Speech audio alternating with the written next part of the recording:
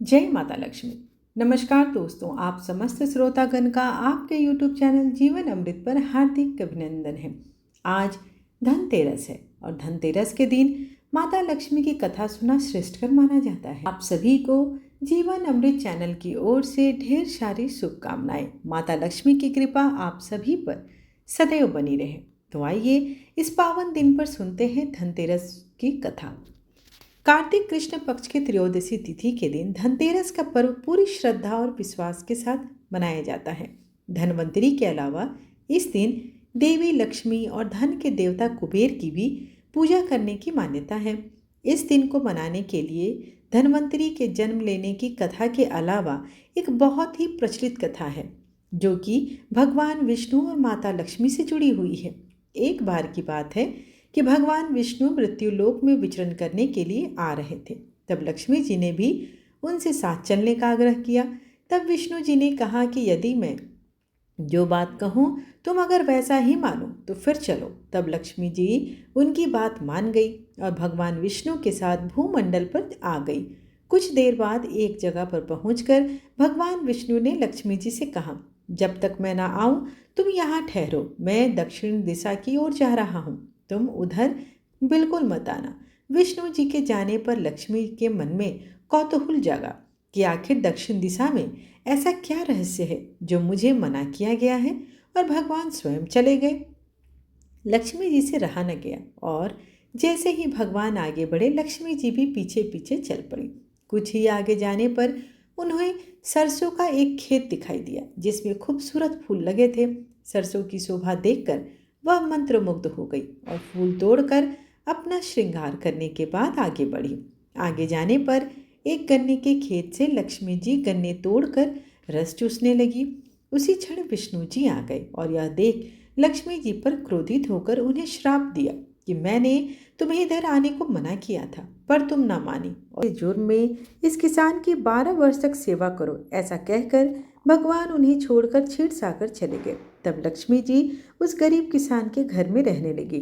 एक दिन लक्ष्मी जी ने उस किसान की पत्नी से कहा कि तुम स्नान कर पहले मेरी बनाई हुई इस देवी लक्ष्मी का पूजन करो, लक्ष्मी जी का पूजा करो, फिर रसोई बनाना, तब तुम जो भी मांगोगी मिलेगा। किसान की पत्नी ने ऐसा ही किया। पूजा के प्रभाव और लक्ष्मी की कृपा से किसान का घर दूसरे ही दिन से अन्न धन रत्न स्वर्ण आदि से भर गया। लक्ष्मी ने किसान को धन्य धान्य से पूर्ण कर दिया। किसान के 12 वर्ष बड़े आनंद के साथ कट गए। फिर 12 वर्ष के बाद लक्ष्मी जी जाने के लिए तैयार हो गई। विष्णु जी लक्ष्मी जी को लेने आए तो किसान ने उन्हें भेजने से इनकार कर दिया। तब भगवान ने किसान से कहा कि इन्हें कौन जानता है, यह तो चंचला है, कहीं भी नहीं ठहरती, इनको बड़े बड़े भी नहीं रोक सके। इनको मेरा श्राप था, इसीलिए 12 वर्ष से तुम्हारी सेवा कर रही थी। तुम्हारी 12 वर्ष सेवा का समय अब पूर्ण हो चुका है। किसान हठपूर्वक बोला कि नहीं, अब मैं लक्ष्मी जी को नहीं जाने दूंगा।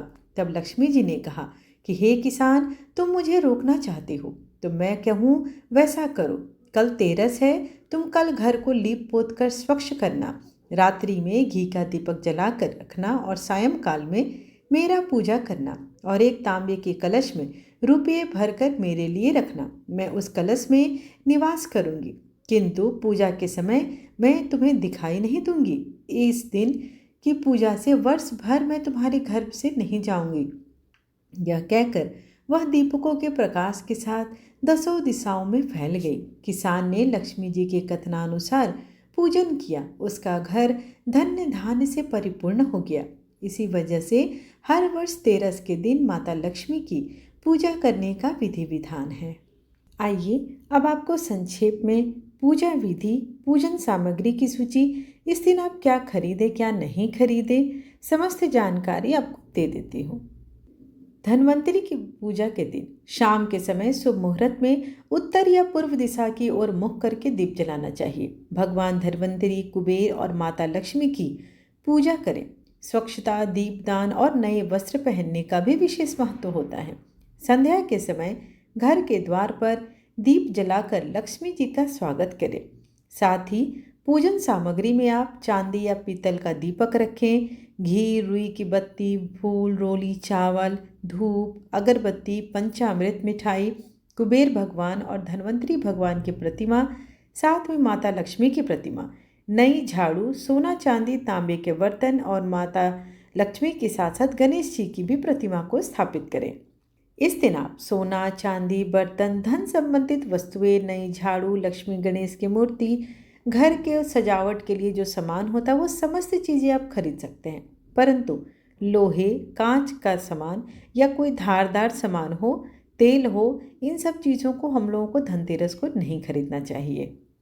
विस्तृत रूप से पूजा विधि मेरे चैनल पर उपलब्ध कर दी गई है, तो आप वहाँ से जाकर भी इसे देख सकते हैं। इसके लिए आप दिवाली 2025 प्लेलिस्ट को सर्च कीजिएगा, आपको उसमें दिवाली पूजा से रिलेटेड सारी वीडियोस उपलब्ध है। एक बार फिर से आप सभी को जीवन अमृत चैनल की ओर से धनतेरस की हार्दिक शुभकामनाएं। माँ लक्ष्मी आपके घर, धन, स्वास्थ्य और समृद्धि की वर्षा करे। जय लक्ष्मी माता, जय धन्वंतरी भगवान।